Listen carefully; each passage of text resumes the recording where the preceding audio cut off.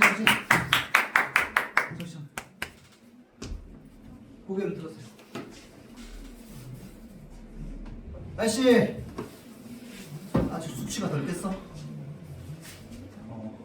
자, 앞에 봐봐. 자, 저 확인했는데 쌤이 9시 오늘 수업이 끝나거든요. 그래서 9시 이후로는 계속 좀 프리하니까 질문이나 이런 거 생기면 그냥 뭐 아주 사소한 거라도 그냥 다 남겨줘야겠지.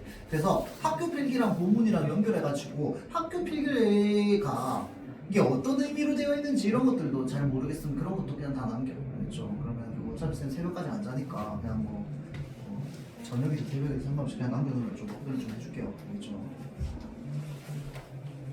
자, 문법 프린트 봅시다.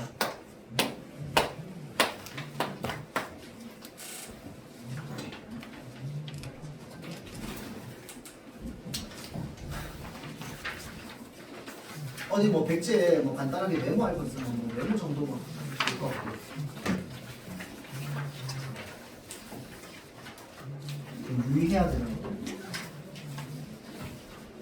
자, 그래서 어간과 어미의 개념, 그 다음에 어근과 접사의 개념을 사실 지금 잘 모르진 않을 거예요. 않을 거라고 생각해. 알겠죠? 자, 그래서 어간과 어미의 개념이랑 그 다음에 어근과 접사의 개념, 그 쌤이 오늘 정리해준 거 보면 뒤에 이제 단어 형성 파트에 좀 적혀 있어요. 알겠지? 그래서 특히나 형태소를 판단할 때 어떻게 형태소를 끊어야 되는지 이런 것들이 좀 애매하다면 쌤이 적어놓은 기준대로 그냥 하세요. 알겠지? 지금은 뭐 상세히 뭐 모든 것들을 다 이해하고 지금 하는 것들은 뭐 쉽지 않으니까. 네, 만약에 내가 좀 약하다면, 근데 약하지 않다면 확실하게 좀 여러분들 알고 해야 됩니다. 알고. 알겠죠? 자, 그래서 어간과 어미 개념에서 얘네들 형태소를 나눌 때는 기본적으로 뭐 해야 돼?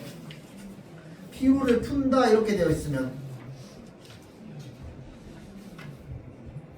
기본형으로 고쳐보면 돼. 맞죠? 자, 그러면 기본형으로 고쳤을 때 바뀐 게 있어 없어? 바뀐 게 있어. 자, 그러면 원래 기본형에는 뭐가 반드시 있습니까? 어간과 어미가 반드시 있어. 맞죠? 자, 그래서 형태소를 이렇게 나눠야 된단 말이야. 자, 그런데 지금 풀다랑 푼다는 서로 다르단 말이야. 맞지? 기본형이 리을인데 니은이 되어 있어. 그럼 그 말은 무슨 말인데? 니은이 추가됐다 이 말입니다.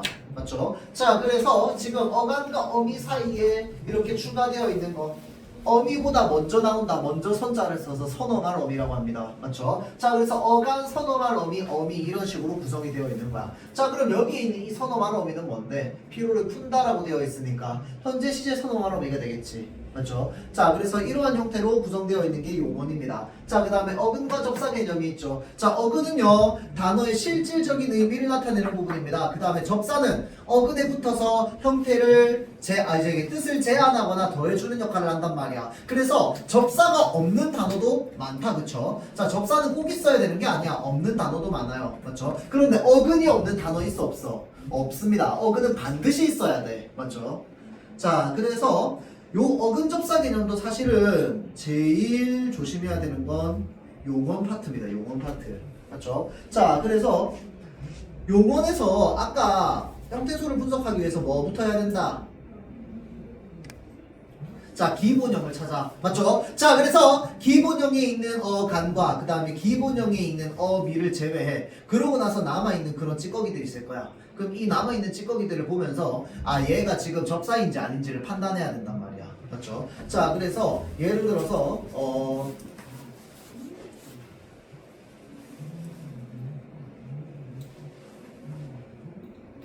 자, 지금 잡히셨다라는 말이 있어요. 잡히셨다. 뭐 어디에 잡히셨다.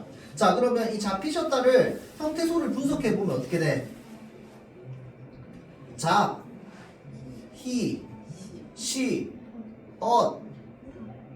다가 될 거 아니야. 맞죠? 잡히시었다. 자, 그러면 잡히시었다라고 했을 때 잡은 뭔데? 어근이죠. 맞죠? 히는 뭐야? 접사야. 시옷은 뭐야? 각각 다 뭐예요? 어미입니다. 맞죠? 자, 그래서 주체도 필 선어말 어미. 맞죠? 과거 시제 선어말 어미. 그 다음에 종결 어미. 자, 그래서 지금 어근 접사 어미야. 자, 그러면 잡히시었다라고 할 때 어간은 어디까지인데? 서영아, 어간 어디까지야? 어까지. 잡히시까지가 그러면은 어간? 이게 다 앞에까지. 자, 봐봐. 우리 용언이 있잖아, 그쵸? 용언은 어간과 뭐로 구성되어 있다고? 설마 어간과 뭐로 구성되어 있어? 어간 반대말이 뭐야? 어미. 맞죠? 어간의 반대말 어미. 봐봐봐. 여기 지금 시 뭐라고 적혀 있어? 어미. 엇 뭐라고 적혀 있어? 어미. 다 뭐라고 적혀 있어? 어미. 그럼 어간은 어디까지야? 잡히. 그렇지, 잡히까지야. 맞죠? 잡히시였다라고 하면은 얘네는 그냥 어미잖아. 맞지? 그냥 세 개 다 형태수가 다른데 지금 어미야. 자, 그래서 잡히시였다라고 하면 얘가 기본형이야? 아니야. 맞지? 자, 그럼 기본형은 뭔데? 원래 잡다야.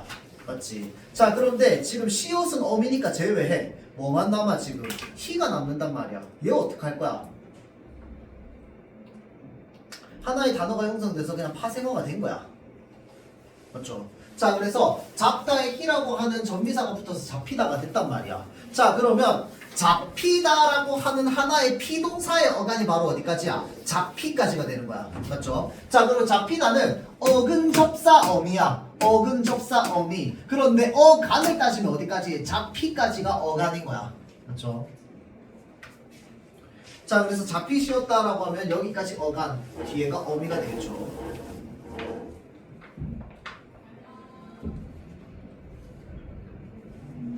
지금 여기 아주 상세히 나와 있는데 그냥 이 방법대로 그냥 내가 하나의 알고리즘이나 기계가 됐다 생각하고 이 방법 순서대로 그대로 하면은 그냥 분석 안 될 형태수가 없습니다.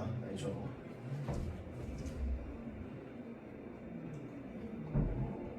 근데 요거 조심해야 돼. 아까 쌤이 잡히셨다도 그렇고요. 였다도 그랬고요. 뭘 조심해야 돼?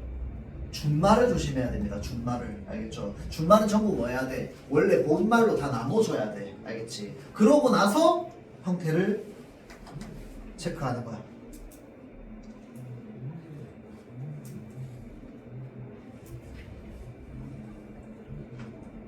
자, 그래서 얘는 서로 반대관계.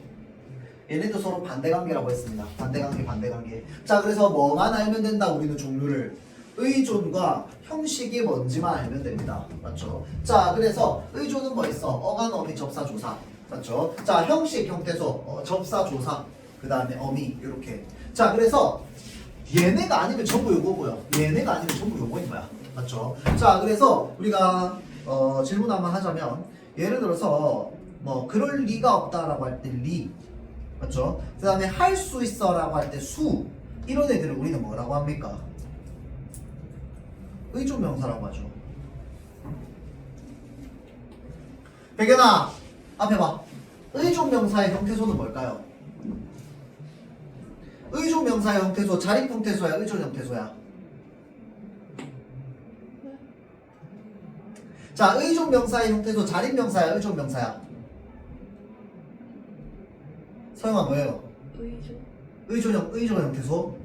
자, 그래서 이렇게 생각하지 말라고 했어요. 알겠죠? 자, 이렇게 생각하면 안 되고요. 의존 형태소에 뭐만 해당한다고? 어간, 어미, 접사, 조사 4개만 생각해야 된다고. 알겠죠? 자, 그러면 의존 명사는 지 혼자 못 쓰거든요. 반드시 앞에 관용어가 있어야 돼. 근데 무슨 형태소? 자립 형태소요. 왜? 명사라서요. 세상에 있는 모든 명사는 다 자립 형태소거든. 뜻이 없어도 자립 형태소거든.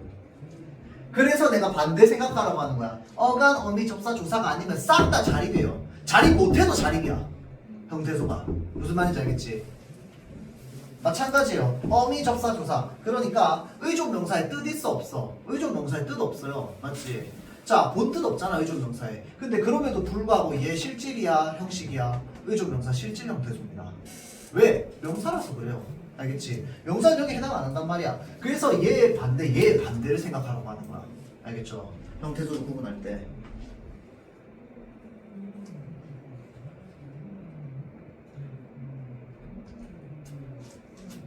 자, 그 다음 단어 파트. 자, 그래서 단위로 있고 그 다음에 우리 복합어 파생어 있습니다. 맞죠? 자, 이제 복합어에 합성어 파생어 있습니다. 자, 그래서 합성어랑 파생어 요거 우리가 좀 나눠보자면, 자, 우리가 일단은 얘네들을 나눌 때 뭘로 나눈다? 직접 구성 요소로 나눠야 됩니다. 직접 구성 요소로.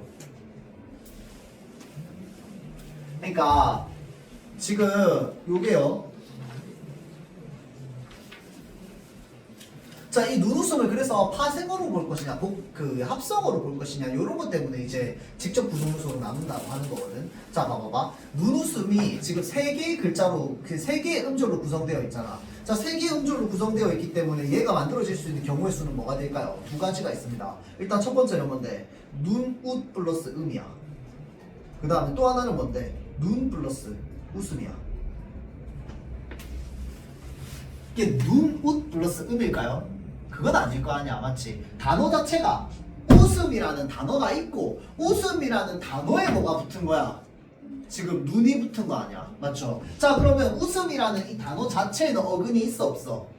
있어, 맞지? 자, 그러니까 웃다의 웃에다가 이나 음이 붙어가지고 지금 뭐가 됐어? 명사가 되네 아니야? 기억나죠? 자, 그래서 이나 음이 붙어서 명사가 됐어. 그래서 한 개의 단어가 됐단 말이야. 한 개의 단어가 된 상태에서 또 그 상태로 뭐 하는 거야? 또 다른 한 개의 단어랑 만나는 거야, 맞죠? 접사는 단어야. 접사는 단어 아닙니다. 알겠죠? 접사는 단어 아니야. 근데 접사랑 어근이 만나서 파생어가 되면 그거는 단어란 말이야. 맞죠? 단어는 품사를 나눌 수 있어요. 그런데 접사는 품사가 없어. 맞죠? 자, 그러니까 이렇게 하면은 지금 하나의 단어가 형성이 되었고 거기에 플러스 지금 눈이라고 하는 또 다른 단어가 합성된 거란 말이야. 자, 그래서 눈웃음은 파생어라고 합성어라고. 봐봐. 눈웃음을 이렇게 보면 얘는 파생어야. 이렇게 보면 합성어거든. 눈웃음이 파생어야, 합성어야? 합성어에 해당한다고 봐야 돼요. 알겠지? 왜? 얘랑 얘가 만났기 때문에. 만약에 눈웃과 음이 만난다고 분석하면 그거는 뭐야? 파생어가 되는 거야. 왜? 눈웃이라는 단어에 지금 음이라고 하는 접사가 붙었잖아. 근데 문제는 눈웃이라는 단어가 있어? 없잖아. 맞지? 그러니까 우리는 직접 구성 요소를 봤을 때 이렇게 형성되었다고 봐야겠지. 맞죠? 자, 이번에 여러분들 학교 시험에 나올 때요. 그냥 멀쩡한 단어 분석하라고 안 나올 겁니다. 알겠죠? 그 하나의 어근에요. 저기 뭐냐? 뭐 어근이 몇 개가 붙어 있다든지 또는 접사가 몇 개가 붙어 있는 형태로 나오는 경우가 많아. 알겠지? 그래서 얘가 어떤 식으로 구성되어 있는지 이런 것들을 여러분들이 좀 생각해야 될 수도 있어요. 알겠죠?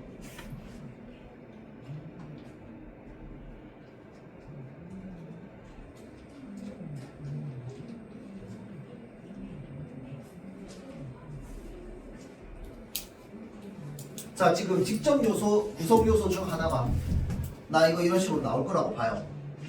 자, 그래서 이게 지금 뭐야? 직접 구성 요소 중 하나가 합성어 또는 파생어 또는 둘 다! 합성어 이런 것들을 이야기하는 거야. 맞죠? 자, 그래서 지금 예를 들어서 나들이 옷 이렇게 되면 자, 지금 얘는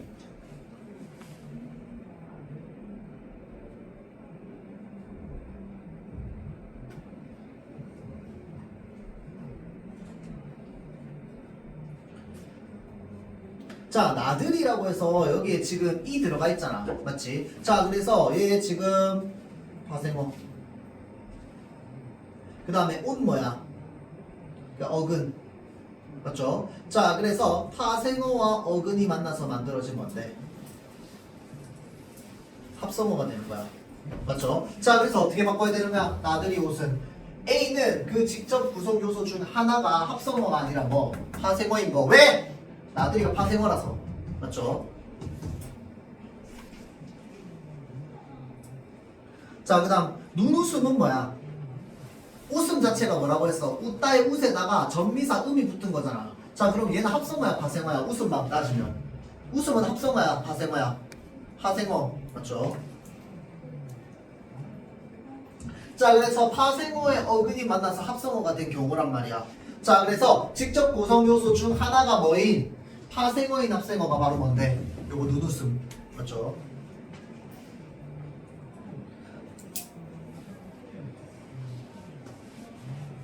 자, 그 다음 집집이 보세요.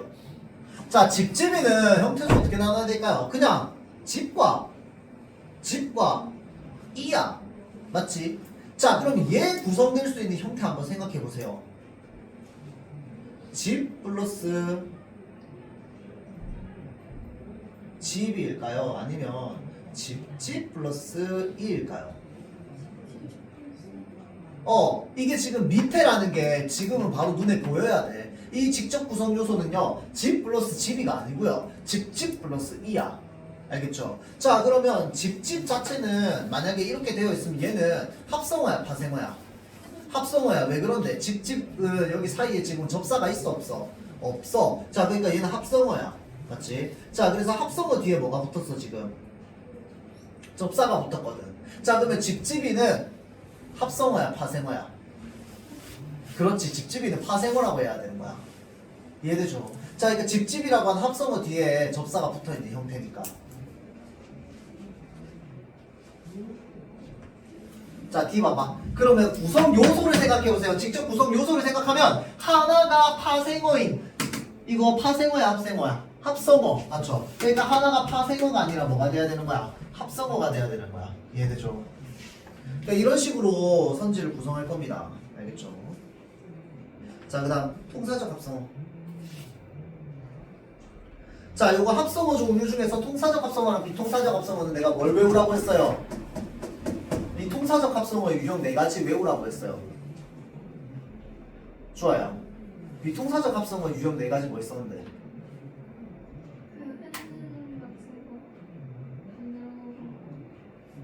끊는 같은 거 안 들어간다고요? 처음 밥이라든지 그냥 자, 우리가 보통 어간과 어간의 형태가 이제 어간 플러스 어간의 형태로 구성되어 있는 형태라고 얘기하죠. 자, 그래서 앞에 있는 용어과 뒤에 있는 용어에 뭐가 생략되어 있는 경우냐면 연결 어미가 생략되어 있는 경우입니다. 끊는이라고 하면 안 되고요. 알겠죠? 자, 그래서 연결 어미가 생략되어 있는 경우. 그다음 또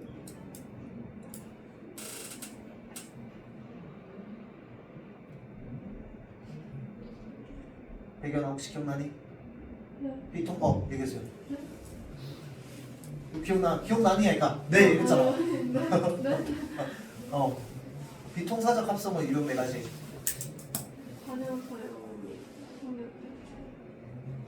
그게 방금 저 말이에요. 연결 어미 생략되어 있는 거. 아 그래요? 진짜 따로 적혀있다. 관형 사용 어미가 생략되어 있는 거. 그냥 어미가 생략되어 있는 경우를 말하는 거야. 뭔 말인지 알겠다. 그러니까 어간 내에 관형 사용 어미가 생략되고 그 뒤에 명사가 붙은 경우. 오케이. 그렇게 얘기를 해야지. 자, 그래서 관형 사용 어미가 생략됐다라는 것도 뭐 맞긴 하지만 뒤에, 그러니까 어간 뒤에 어미 없이 바로 명사가 오는 경우입니다. 맞죠? 어간 뒤에 어미 없이 명사가 오는 경우. 오케이. 그 다음 또 뭐라고요? 우리말 배열과 어순이 다른 거. 그건 주로 한자어에서 일어나죠. 뭐 독서, 등산 이런 거. 그 다음 마지막. 그렇지. 부사가 체온을 꾸며주는 경우. 맞죠?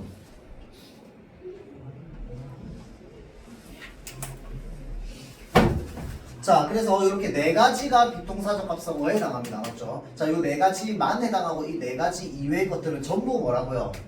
통사적 합성어라고 했습니다. 알겠죠? 통사적 합성어.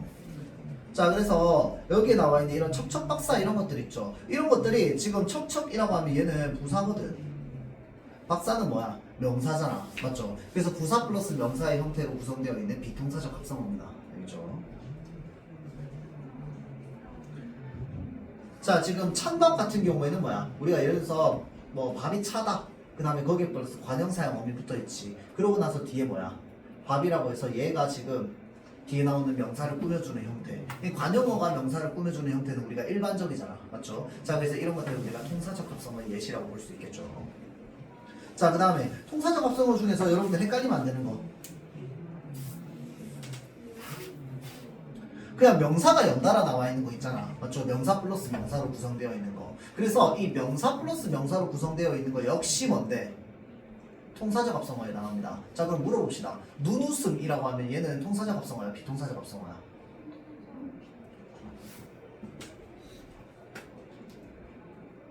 자, 그럼 얘를 직접 구성 요소로 나눠서 통사적 합성어인 이유를 서술하라고 하면 어떻게 할 건데?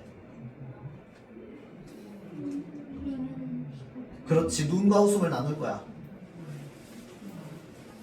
그러고 나서 웃음은 어떻게 설명할 건데? 뭐라고요? 자, 그래서 웃이라고 웃다의 웃이라고 하는 어간에 음이라고 하는 명사형 그 명사 파생 정미사가 붙어서 명사가 되는 형태. 그 다음에 누는 뭐야? 원래 품사가 명사가 된 형태.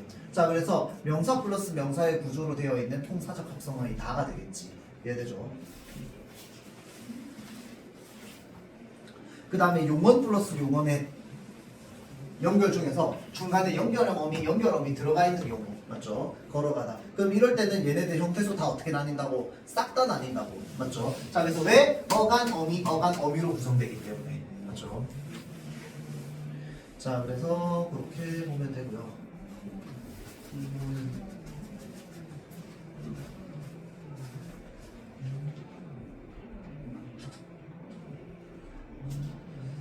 그거만 하면은 여러분들 그 말장난에만 놀아나지 않으면 이 단어 파트는 좀 괜찮을 겁니다. 그렇죠? 그러니까 우리가 일반적인 문장 구성 방식이라고 이렇게 적혀 있단 말이야. 자, 그래서 이게 지금 뭐냐면 전부 통사적 합성어의 예시들이거든. 통사적 합성어의 예시들. 자, 그래서 비통사적 합성어의 예시가 아니라 그냥 보기에 통사적 합성어의 예시들 쫙 해놓고 그 밑에 선지에서는 비통사적 합성어들 넣어놓고 비통사적 합성어 골라내야 되는 거 이런 것들 찾아야 될 수도 있습니다. 알겠죠? 자, 그래서 이거 머릿속에 좀 잘 생각을 해놓도록 하세요. 자, 이러면 지금 단어 끝났고요. 맞춤법. 반하면 끝이다 이제.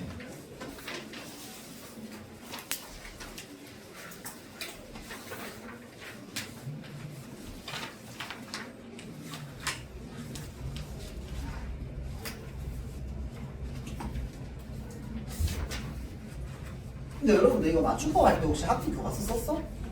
교과서 썼지. 그렇죠. 그럼 여기 있는 것들 전부 그거네. 교과서 이외에 좀 더 살펴봐야 되는 것들만 여기 좀 더 들어가 있는 거네. 맞죠? 딱 봐도.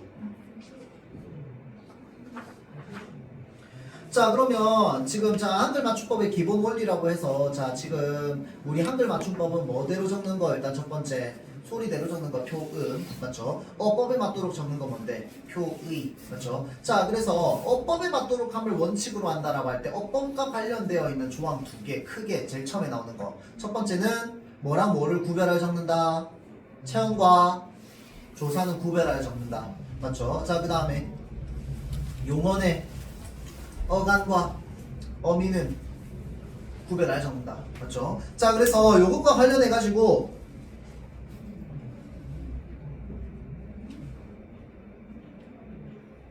자, 바다가 예쁘다라고 하는 문장이 있으면 자, 끊어가지고 밑줄을 앞에 하나 뒤에 하나 이렇게 끊어놓는다고 칩시다. 자, 바다가는요 지금 체험과 조사가 결합되어 있는 형태 맞아 아니야? 맞습니다. 맞죠? 자, 그러면 어법이 지금 어법에 맞게 어법에 맞도록 적는다라고 할 때 이거 원칙 어겨져 있어 안 어겨져 있어? 안 어겨져 있어. 맞죠? 그러니까 어법에 맞도록 적는다도 배반되지 않았습니다. 자, 그러면 소리 나는 대로 적대해도 배반됐어 안 됐어? 안 됐습니다. 맞죠? 자, 그래서 바다가 예쁘다라고 하면 바다가 체온 조사 예쁘다 어간 어미야. 맞죠? 자, 그래서 얘네를 원래 구별하여 적어야 되는 것도 맞는데 애초에 지금 소리 나는 대로 적어도 어떻게 돼? 바다가 예쁘다가 될 거 아니야. 맞죠? 자, 그래서 얘는 형태를 밝혀 적은 이 단어이면서 동시에 뭐도 되는 거야? 소리 나는 대로 적은 표기도 되는 거야. 알겠죠? 자, 그래서 여기 밑줄 꺼놓고 바다가에 밑줄 꺼놓고 소리 나는 대로 적은 것이다. 맞다고 봐야 돼요. 일단은. 알겠지? 그럼 어법에 맞도록 적은 것이다. 그것도 일단 맞다고 봐야 돼. 그런데 그 과정에서 예를 들어서 다른 선지랑 비교를 하는데 좀 얘가 애매해. 맞죠? 다른 게 너무 다 맞아. 그러면은 얘는 이제 소리 나는 대로 적은 거랑 어법에 맞도록 적은 걸 모두 해당하는데 하나로만 적어놔서 그걸 또 틀렸다고 볼 수도 있단 말이야. 맞죠? 자, 그래서 이 문장이 어떻게 구성이 되어 있느냐에 따라서 좀 달라질 수 있기 때문에 다른 선지랑 비교를 꼭 해둘 수 있도록 하세요. 표음주의, 표의주의 물어볼 때. 알겠죠? 그 다음에 또 실수하면 안 되는 거 예를 들어서 뭐 그냥 일반적으로 단어 5개 해놓고 얘네들 표음, 표의 해당하냐 이런 거 물어볼 때 예를 들어서 아까 표음이 아니야. 표음이야. 맞죠? 표음이 아니야. 왜 아닌데? 디귿 받침으로 바뀌니까. 맞죠? 자, 그래서 음절구 소리 규칙 꼭 생각할 수 있도록 하고요. 그렇죠? 자, 그 다음에 이제 얘네들 딱 보는 순간 여러분들이 뭐가 생각나야 되냐면 조항 보고 몇 가지 예시들이 그냥 바로 팍팍팍 다 떠올라야 돼. 알겠죠? 자, 그래서 하다나 거리다가 붙는 어근에 이나 희가 붙어서 뭐가 된 거? 부사가 된 거. 맞죠? 또는 부사에 이가 붙어서 부사가 된 거. 그래서 하다나 거리다에 희나 이가 붙어서 부사가 된 게 뭐 있어? 서영아. 하다나 거리다가 붙는 어근에 이나 희가 붙어서 부사가 된 경우 뭐 있어? 반듯이. 그치. 반듯 이도 되죠. 반듯 이. 또 더욱이. 그게 하다가 붙는 어근에 이나 희가 붙어서야? 아니요. 더욱. 딱하다, 딱히, 급하다, 급히. 그리고 생각해야 되는 거. 얘는 자주 물어봐. 깨끗이. 그렇죠? 자, 부사에 이가 붙어서 한 거예요. 어디에 뭐가 들어가야 돼? 아까 얘기했던 더욱이. 맞죠? 그 다음에 뭐 일찍이 이런 거에 들어가야죠. 자, 그런데 얘가 어차피 같은 조항이기 때문에 전체로 다 하면은 딱히 뭐 급히 깨끗이 더욱이 일찍이 다 여기 포함이야. 알겠지? 그런데 밑줄을 여기다가 그어 놓으면 얘네만 해당해. 맞죠? 이거 여러 번 얘기했습니다.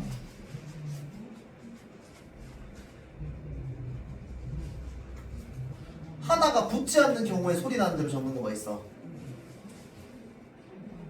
자, 하다가 붙지 않는 경우에 소리 나는 대로 적는 거가 있어.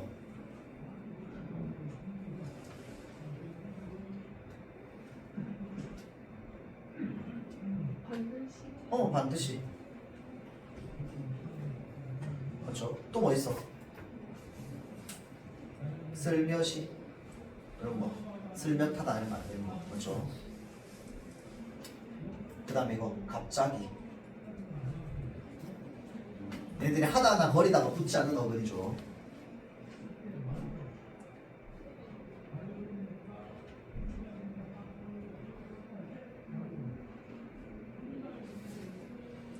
자, 한 단원에서 뚜렷한 까닭 없이 나면 된 소리라고 되어 있어요. 자, 뚜렷한 까닭 없는. 자, 까닭이 없다는 게 무슨 말이라고 했어? 우리의 일반적인 문법 원칙으로 설명이 불가능한 된 소리라고 했어요. 자, 그래서 지금 학교에서 된 소리 되기 1, 2, 3, 4번이라고 되어 있는데 사실 여기에 또 하나 더 포함되어 있어야 되는 거 모두 포함되어 있어야 돼. 사이소리 현상도 포함되어 있어야 돼. 맞죠? 자, 그래서 사이소리 현상이랑 된소리 되기 규칙 1, 2, 3, 4번에 해당하지 않는 애들을 바로 뭐라고 한다? 뚜렷한 까닭 없이 나는 된소리에 해당한다고 했어요. 알겠죠? 자, 그래서 그런 것들은 다음 음절에 첫 소리를 된소리로 적는 거. 자, 그래서 지금 뭐야? 이렇게 두 가지 예시가 생긴다고 했습니다. 알겠죠? 자, 그래서 니을, 리을, 미음, 이응은 받침 뒤에서 나는 된소리인데 여러분들 혹시 니은, 리을 중에서 요 리을의 3, 4번 제외 이거 선생님이 좀 자세히 설명하셨어? 안 하셨어? 확실해? 뭔 말인지도 몰라? 본인 필기인데? 그러면 오케이 넘어갑시다. 여기까지 설명해주면 머리 터진다. 자, 봅시다. 기역, 비읍, 받침 뒤에서 나는 된소리 그 다음에 같은 음절이나 비슷한 음절이 겹쳐 나는 경우. 자, 이거 너무 많이 했어. 너무 많이 했어. 알겠죠? 너무 많이 했어요. 자, 그래서 여러분들 그냥 여기에 나와 있는 단어 예시들 여러분들 왜 이렇게 그러니까 이게 맞춤법이라는 걸 모르는 사람은 아무도 없어. 알겠죠? 이게 맞춤법이라는 걸 모르는 사람은 아무도 없고요. 뭐 해야 되는 거야? 각각 왜 이렇게 써야 되는지를 설명할 수 있어야 돼. 설명. 알겠죠? 자, 두 몸 사이에서 나는 된소리이기 때문에 또는 니을, 리을, 미음, 이음 받침 뒤에서 나는 된소리이기 때문에 또는 같은 음절이나 비슷한 음절이 겹쳐나는 경우라서 된소리를 적는 경우이기 때문에 이런 것들 알겠죠? 자, 그 세 가지를 제외한 나머지 경우는 전부 뭐라고 적어야 돼? 예사소리로 적어야 되는 거야. 알겠죠? 자, 그러면 얘를 예사소리로 적는 이유를 적으라고 하면 뭐라고 할 거야? 기역, 비읍, 받침 뒤에서 나는 된소리는 뭐로 적기 때문에? 예사소리로 적기 때문이야. 맞죠? 자, 그 다음에 두음법칙 표음주의라고 얘기했습니다. 맞죠? 자, 그런데 두음법칙에 예외가 있어. 맞죠? 예외 뭐 있었습니까? 요거 의존명사 같은 경우에는 어떻게 한다? 두음법칙 적용하지 않는다. 그럴 리가 없어. 맞죠?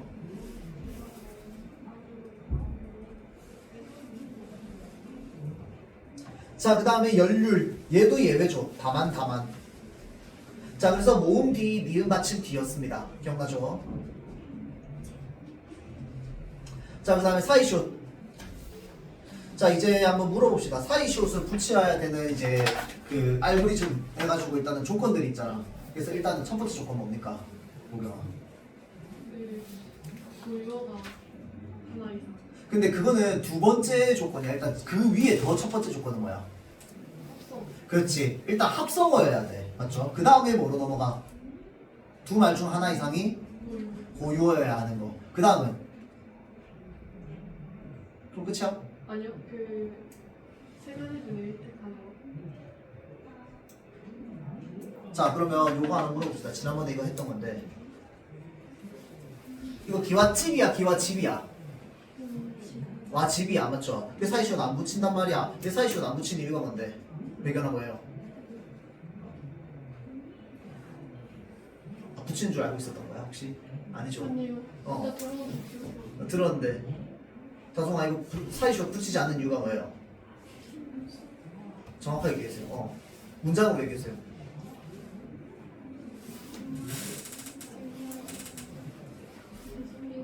어.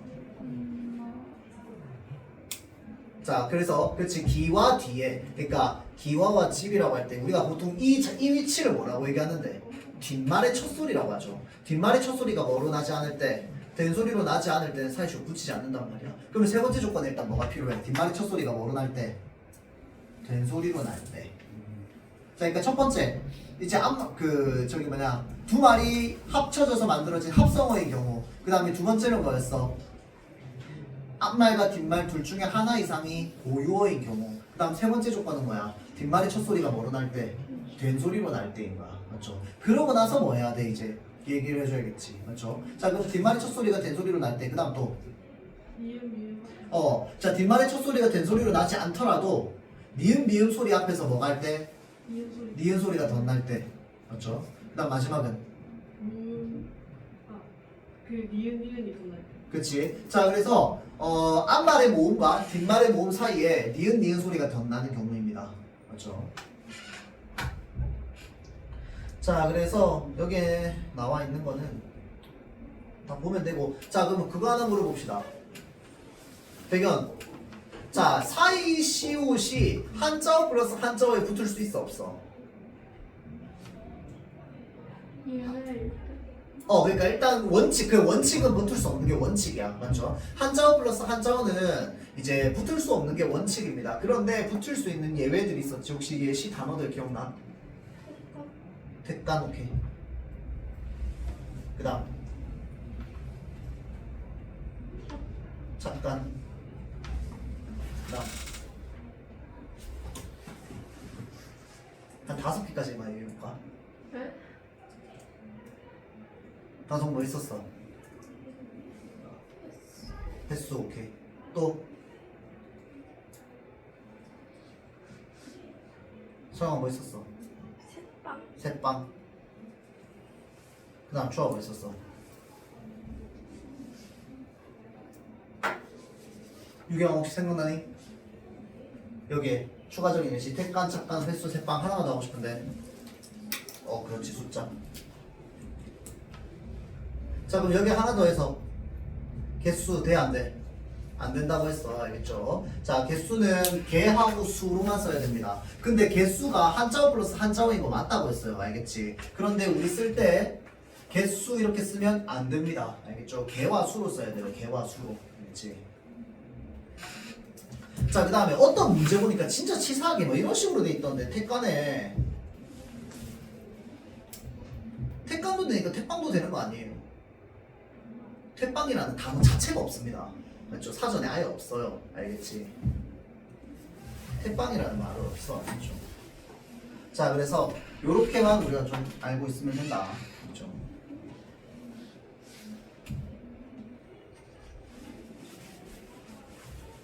자 그 다음에 조사 조심해야 되는 거.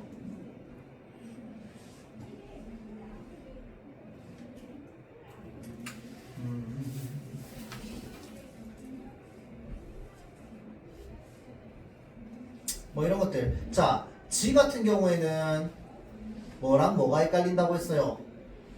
어미랑 그 다음에 의존 명사가 헷갈린다고 했습니다. 맞죠? 자, 그래서 어미랑 의존 명사가 헷갈릴 때 의존 명사에는 어떤 의미가 있다고 했어? 시간의 의미가 있다고 했어요. 가치는요. 보조사랑 부사가 헷갈리는 경우입니다. 자, 그래서 부사에는 어떤 의미가 있어? 우리 함께 이 말이 있습니다. 같이 가자 라고 할 때 우리 함께 가자. 많은 보조사랑 그 다음에 의존명사 헷갈린단 말이야. 자, 그래서 보조사에는 어떤 의미가 있는데 그 범위를 제한하는 의미가 있습니다. 딱 3시간만 공부할 거야 라고 하면 뭐야? 공부를 3시간 동안만이라고 제한해 놓는 거야. 맞죠? 그래서 제한하는 의미가 있습니다. 맞죠? 그 다음에 나머지는 대체로 뭐 하면 돼? 그냥 뭐 대로, 뿐 뭐 이런 애들 있잖아. 이런 애들은 그냥 그 대로랑 뿐 앞에 용언의 관용 사용 형태가 붙어 있으면 걔네는 전부 다 그냥 이제 의존 명사로 보면 됩니다. 알겠죠? 그리고 대로랑 뿐 앞에 체온이 붙어 있어. 그러면 걔는 전부 뭐라고 보면 돼? 보조사로 보면 됩니다. 알겠죠? 별로 어렵지 않아요.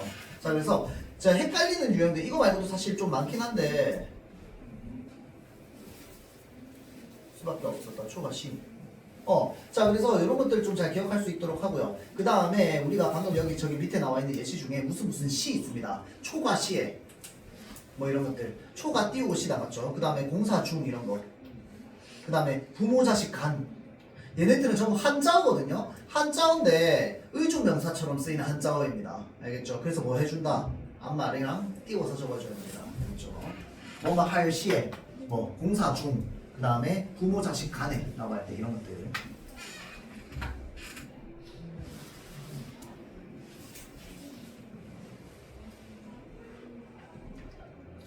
만큼도 마찬가지야. 만큼도 대로랑 비슷하게 그냥 뭐 하면 돼. 앞말이 체온이면 붙이면 돼요. 알겠지? 앞말이 용언의 관용 사용 형태로 뭐 하면 되고 띄웠으면 되고. 알겠죠?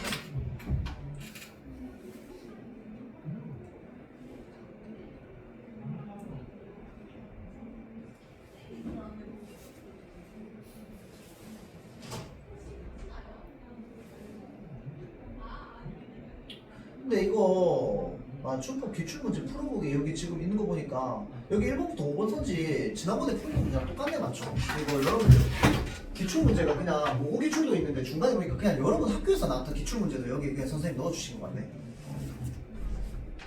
자, 그래서 1번 요 디귿티읕이 받침 뒤에 디귿티읕 받침 뒤에 종속적 관계를 가지고 있는 이 요게 이제 국외음화랑 관련되어 있다고 했어. 맞죠? 자, 그래서 우리가 생각해봐야 되는 거, 자, 우리가 개념적으로 생각해봐야 되는 거, 우리가 일반적인 문법 원칙으로 설명 가능한 거, 의문의 변동 시간에 배웠던 거. 맞죠? 자, 그래서 일반적인 문법 원칙으로 설명 가능한 거는 발음할 때 의문이 변동된다 하더라도 그걸 표기에 반영한다고 안 한다고? 표기에 반영 안 한다고 했어요. 맞지? 자, 그래서 지금 국외음화 역시 일반적인 문법 원칙에 해당하기 때문에 어떻게 한다? 원래 형태를 그대로 밝혀 적습니다. 알겠죠?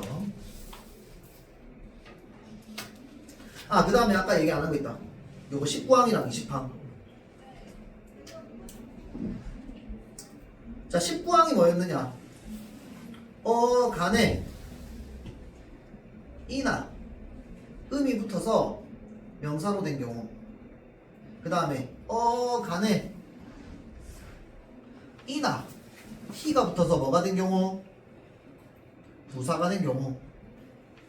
가 지금 19항입니다. 알겠죠? 자, 그래서 어간에 이나 음이 붙어서 명사가 된 경우 19항. 그 다음에 어간에 이나 희가 붙어서 부사가 된 경우. 자, 그래서 이런 애들은 전부 어떻게 해준다고? 형태를 밝혀 적는다고 했습니다. 맞죠? 자, 그런데 두 가지 경우에 소리 나는 대로 적습니다. 두 가지 경우에 뭐였어? 일단 첫 번째 본 뜻에서 멀어진 경우. 맞죠? 목걸이, 문열이. 자, 그 다음에 이나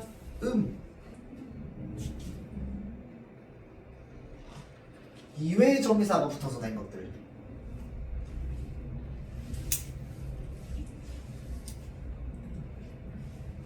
무덤, 주검, 마중 이런 것들. 묻다, 죽다, 맞다. 맞죠? 자, 그래서 여기 사이에 지붕 들어가면 된다고 했어? 안 된다고 했어? 안 된다고 했습니다. 맞죠?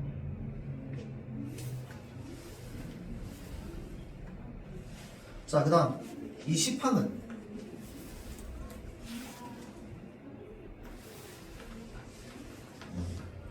자, 명사에 뭐가 된 거? 이가 붙어서 뭐가 된 거? 명사가 된 거. 자, 그 다음에 명사에 이가 붙어서 뭐가 된 거? 부사가 된 경우 형태대로 적습니다. 맞죠? 자, 그런데 이 이외의 전미사가 붙은 건 뭐한다? 소리 나는 대로 적습니다. 맞죠? 자, 그래서 지금 명사에 이가 붙어서 명사가 된 경우 뭐가 있어요?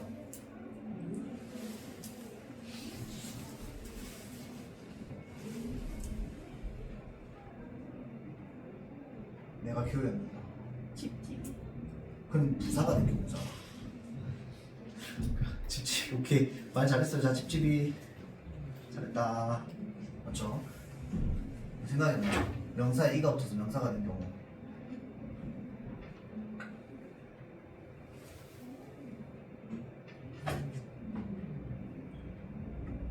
뭔가 이름처럼 쓰이는 경우가 많은데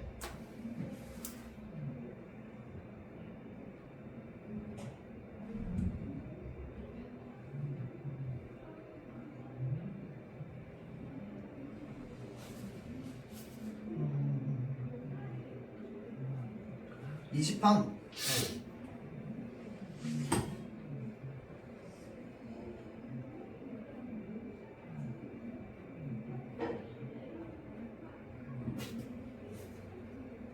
아 있네. 바둑이 뭐 육손이 절름발이 이런 것들 바둑이 천발이 애꾸돈이 육손이 이런 것들 바둑 뒤에 이, 발 뒤에 이, 눈 뒤에 이, 손 뒤에 이, 발 뒤에 이 맞죠? 자 그래서 지금 명사 뒤에 이가 붙어서 명사가 된 것.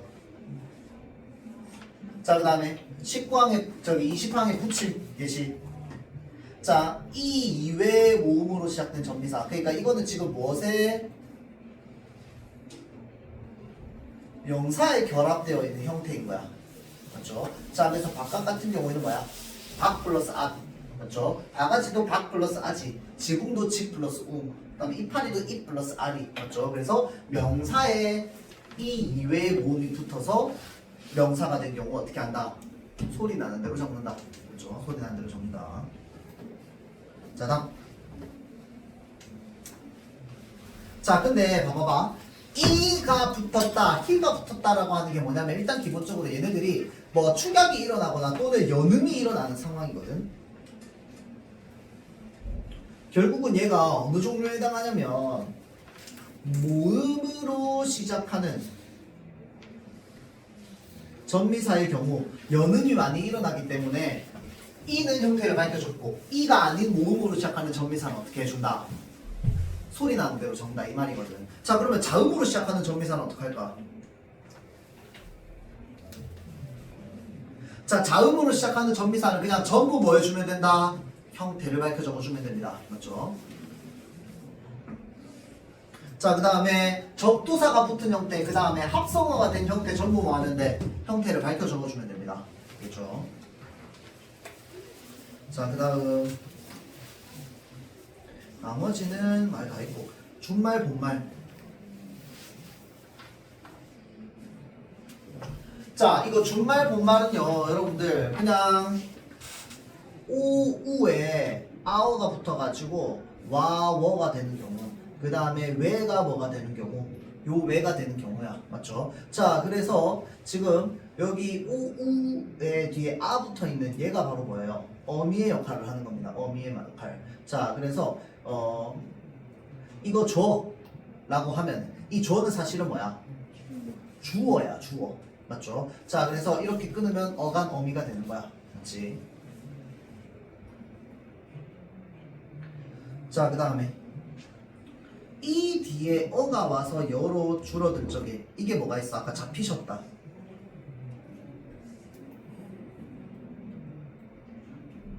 쉬었다라고 하면 이 숏은 쉬었다의 줄임말이잖아. 맞죠? 자 그럼 봐봐. 쉬었다가라고 할 때 여기에 지금 이라고 하는 모음 보이죠? 그 뒤에 바로 뭐가 왔어? 연달아서 어라고 하는 모음이 온 거야. 맞죠? 자 그래서 이라는 모음 뒤에 어라는 모음이 와서 얘를 줄이면 어떻게 되는 거야?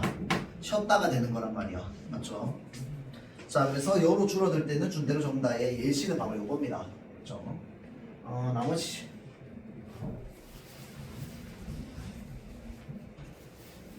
으로 끝나는 거니 뭐 이거 와서 각각 37하고 뭐 별 필요 없어요.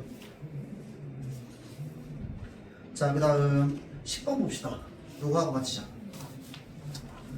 이거 혹시 학교에서 설명했어? 하가 줄어들 때 그 아가 하가 다 줄어들 때 아가 줄어들 때 했어? 빨리 설명하고 넘어가셨어요. 빨리 설명하고 넘어갔어. 근데 그러면 예시 단어 몇 가지는 좀 했을 것 같은데? 뭐 간편치 않다, 뭐 간편케 뭐 이런 것들 맞죠? 자 그래서 자 하에 아가 줄고 히읗이 다음 음절의 첫 소리가 어울린다. 이 말이 무슨 말이야? 거센 소리가 된다 이 말입니다.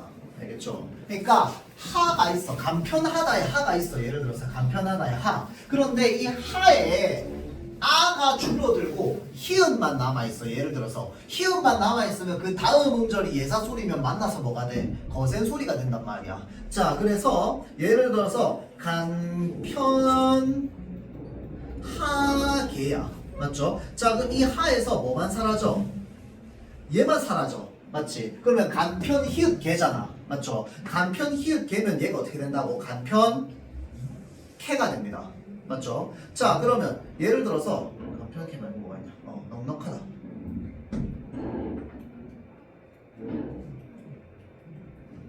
자 넉넉하다 같은 경우에는 어떻게 되느냐? 하가 모두 줄어듭니다. 요거는 아만 줄어든 게 아니라 하가 모두 줄어든 거야. 자 그래서 어떻게 발음하는 거야? 넉넉지 않다라고 얘기합니다.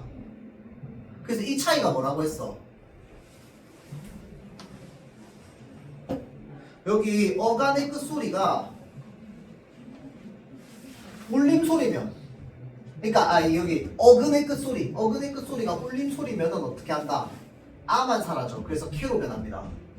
어근의 끝소리가 울림소리면 그래서 쉽게 그냥 외울 때 어떻게 하면 되냐면 어근의 끝소리가 울림소리면 그냥 뒤에 예사소리가 일어난다 생각하면 돼. 그럼 예사소리가 일어나는 이유가 뭔데? 히읗은 살아있고 아만 탈락했기 때문이야. 그런데 넉넉지 않다라고 하면 얘는 뭔데 지금? 기억 받침이잖아. 기억은 안 울림 소리잖아. 안 울림 소리 뒤에 지가 오면 어떻게 돼? 하가 전부 다 사라진 거야. 맞죠? 그러니까 하가 생략된 경우가 되는 거야. 알겠죠? 자 다음 하고 요거만 좀 빠르게 보고 마칩시다. 여기 아까 봤던 기출 문제 보면 여기 뒤에 모의고사 있거든요. 이거 여러분들 학교에서 풀이 해줬어? 모의고사? 안 해줬어? 그냥 시험에 들어간대? 근데 3하고 7, 8, 90이 다 들어간다며. 그 문제 봤어 근데 여러분들? 3하고 7, 8, 90 봤어? 풀이 해줬어 학교에서? 배경아? 문제 보통 것 같은데 쌤이. 학교 쌤이랑 봤던 것 같아? 오케이. 자 그래서 여기 왜 내가 얘기하냐면 1학기 때 배웠던 게 잔뜩 들어가 있어가지고요. 일단 첫 번째 뭐 들어가 있어? 그 문법 요소 들어가 있죠. 모핀 표현 들어가 있습니다. 그리고 뒤에 의문의 변동 나와 있어요. 그 다음에 중세 국어도 나와 있거든. 그래서 그 부분만 좀 보고 마칠게요. 자 그래서 지금 3번 봅시다. 자 공손성이 드러난 양상이니까 지금 뭐 찾으라? 높임 표현과 관련되어 있는 또 올바른 표현 찾으라는 거 아니야. 맞죠? 자 그래서 우리가 높임 표현 같은 거 딱 나오면 뭐 해야 되냐면 일단 기본적으로 주체 높임이랑 객체 높임 있을 때 실현 방법은 다 알고 있지 여러분들. 자 주체 높임 실현 방법 세 가지 어떻게 되는데? 정아 선어 발음이 조사 깨서 그렇지. 주격조사 깨서 그 다음 특수한 어휘. 특수한 어휘 예시 혹시 기억나는 거 있어? 주무신다. 주무시다 계시다 맞죠? 자 그 다음에 객체 높임법은 뭐야? 선어를 객체 높임법 선어말로 있어 하십시오 하요 해요. 그 객체 높임법이에요? 객체는 무엇을 높여주는 표현법이야? 목적어랑 목적어랑 부사어를 높여주는 이제 높임 표현이죠 맞죠? 자 그래서 일단 첫 번째 깨 있습니다. 이 깨는 뭔데? 부사격 조사입니다. 부사격 조사. 그러니까 부사어에만 붙겠지. 그럼 깨가 붙어 있으면 걔는 문장 성분이 다 부사어라는 거야. 맞죠? 자, 그 다음에 또 뭐 있어? 특수한 어휘. 자, 객체 높임의 특수한 어휘는 알아두면 좋죠. 무시다, 뵙다, 들이다, 여쭙다. 맨날 나오는 거. 말고도 많아요.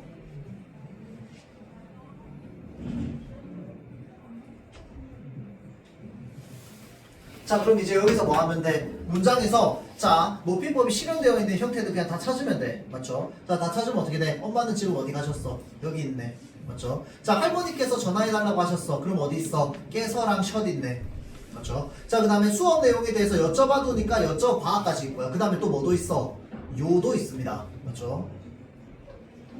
자 그 다음에 내일 할머니를 여기 뭐라고 돼 있어? 모시러 되어 있고요. 그 다음에 씁니다 있습니다. 자 선생님께서 있고요. 어머니께 있고요. 드리라 있고요. 그 다음에 요 있습니다. 맞죠? 자 그럼 자 잘 찾아보세요. 봐봐. 선생님께서면 주체 높임이잖아. 앞에 봐. 자 그 다음에 어머니께라고 하면 뭐야?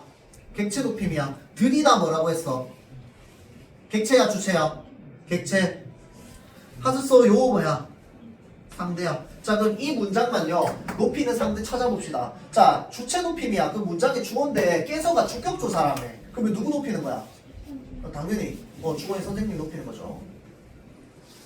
자 그러면 어머니께라고 되어 있습니다. 자 이 문장에서 지금 객체 역할을 하는 이제 사람은 어머니밖에 없어요. 이거 문장 성분 뭔데? 주어의 문장 성분 뭐야? 부사어입니다. 부사어. 맞죠? 자 부사어니까 객체 높임. 맞죠? 지금 부사어인 누구를 높이고 있는 거야? 어머니를 높이고 있죠. 그러면 들이다도 마찬가지야. 들이다도 누구 높이는 거야? 부사어인 어머니를 높이는 겁니다. 맞죠? 자 그 다음에 상대는 지금 누구 높이는 건데? 자 그럼 부사어인 어머니를 높이는 거야? 그러면 뭔데? 그치 청자인 어머니를 높인다라고 해야겠죠.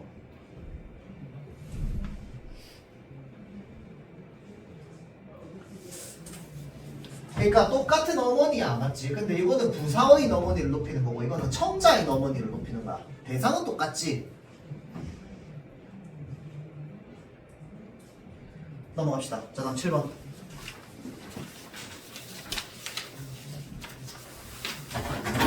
나온 것 같긴 한데 나와도 아마 여기 있는 단어 그대로 나오지 않을까 싶기도 하고요. 자 그래서 묻히다라고 되어 있어서 지금 여기에 뭐도 되어 있어? 적히기도 다 적혀 있습니다. 맞죠? 자 그래서 지금 묻히다라고 하면 얘는 지금 어떤 현상이 일어났어? 자 의문 변동에 네 가지 뭐 있습니까?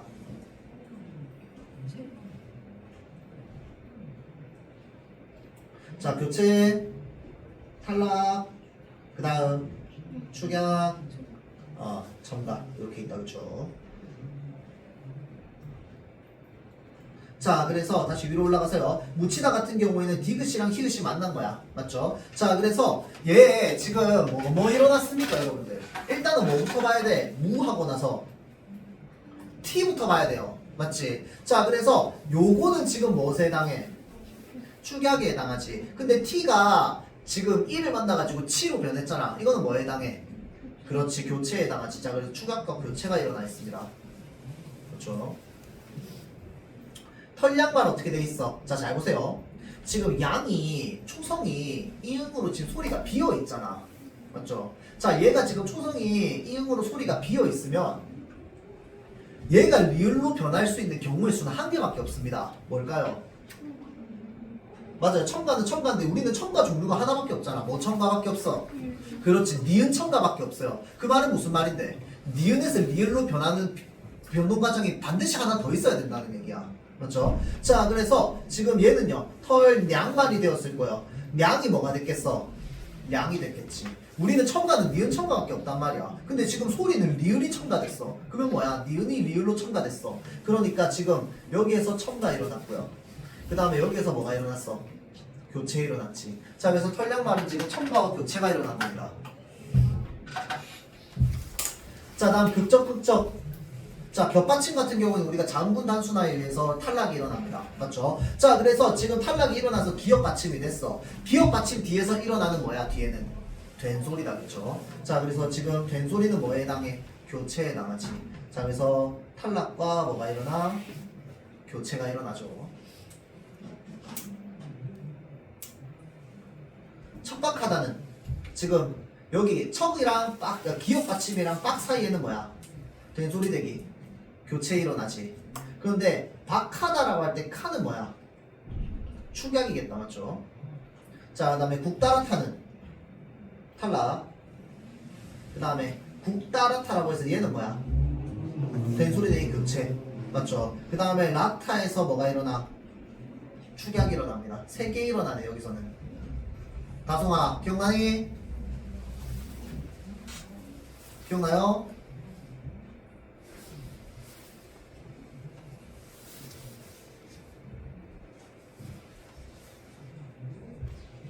자, 그 다음에 요거 선어할 어미 는이나 니은은 어느 시제에 쓰는 거야?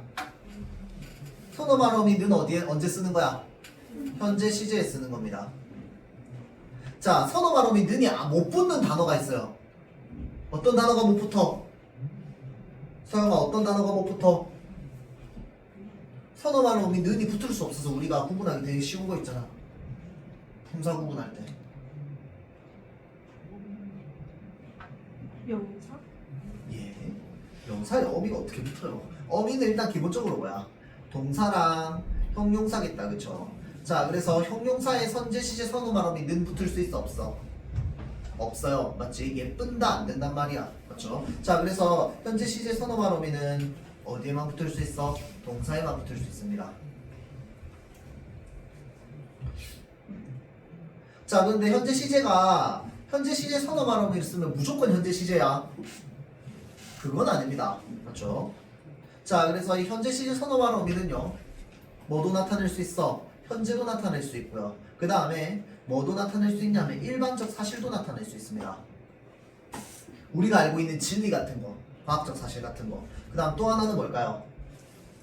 미래 시제로도 나타낼 수 있습니다.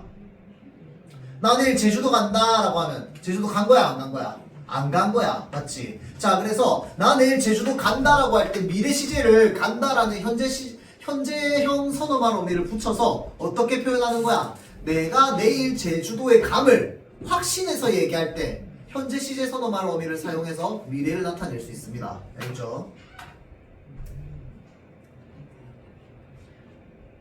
자, 그래서 지금 열차가 곧 도착한다. 이거는 뭐야? 확신이지, 확신. 그렇죠? 자, 그 다음에 물은 100도씨에서 끓는다. 선수, 이건 뭔데? 일반적 사실입니다. 맞죠? 그 다음 선수들은 조만간 훈련을 받는다. 이건 뭐야? 미래지. 확신을 갖고 있는 미래. 은행나무는 매년 이맘때 노랗게 물든다. 뭐야? 일반적 사실. 자, 그 다음에 세종대왕은 훈민정음을 반포한다. 이거는 역사적 사건. 그래서 여기 위에 보면 역사적 사건은 행동감 있게 이것도 있다, 그쵸? 자, 다음 마지막 10번 이거 하고 마칩시다.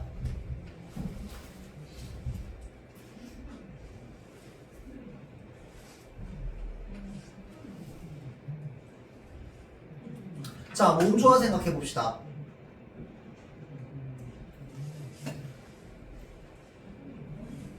자, 예를 들어서 주격조사 E가 있어. 자, 주격조사 E는 몸조화의 영향을 받아 안 받아? 안 받습니다. 왜 안 받는데? 얘는 중성모음이거든. 맞죠? 자, 그러면 목적격조사 생각해 봅시다. 뭐 있어? 일단은 이 을과 이 을이 있습니다. 그렇죠? 그 다음 또 뭐 있어? 이 를과 이 를도 있습니다.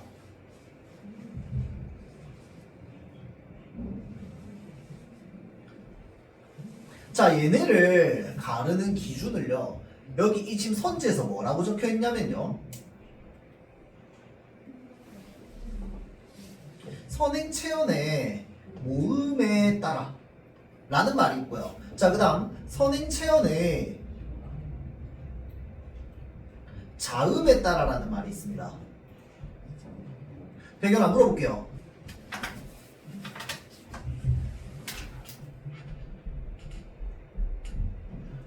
예를 들어서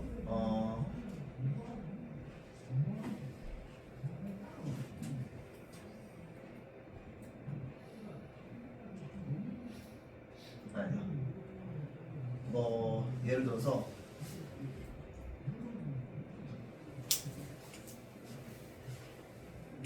자, 이렇게 있다고 하십시다. 가슬. 자, 그래서 얘는 지금 갓 플러스 을이라고 칠게요. 알겠지? 얘가 이렇게 된 거야. 자, 그 다음에 예를 들어서 태자가 있어. 거기에 플러스 얘를 합칠 거야. 자, 그래서 얘를 이렇게 쓴다고 칩시다. 자, 그러면 여기에 쓰인 목적격 조사랑 여기에 쓰이는 목적격 조사는요, 선행체언의 모음에 따라서 달라진 거야? 선행체언의 자음에 따라서 달라진 거야? 배경.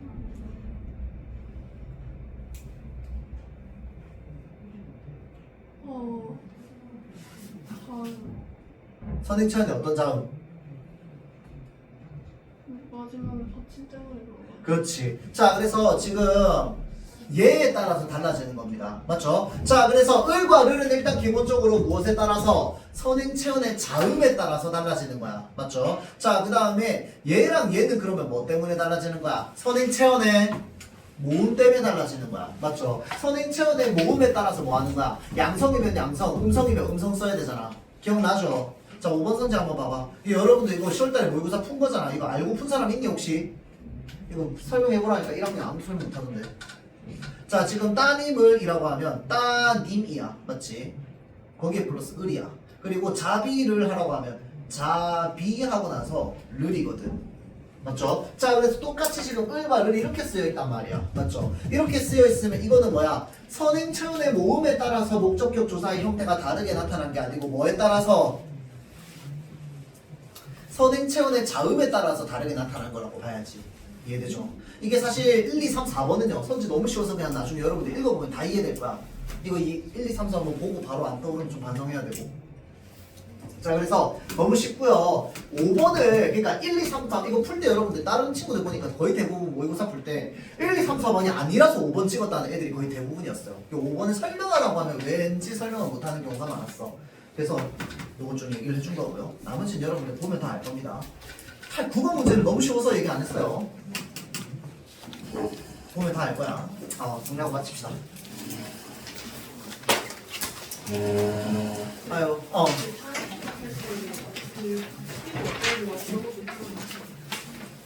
그쵸. 앞말이 모음으로, 아까 얘기했던 뒷말이 된소리로 일어날 때, 맞죠? 앞말이 모음으로 끝날 때도 반드시 있어야 되지. 그 조건도 반드시 있어야 돼. 앞말이 모음으로 끝나고, 그러고 나서 뒷말이 첫 소리로 일어나거나, 또는 앞말이 모음으로 끝나는 상태에서 뒷말의 미음 소리 앞에서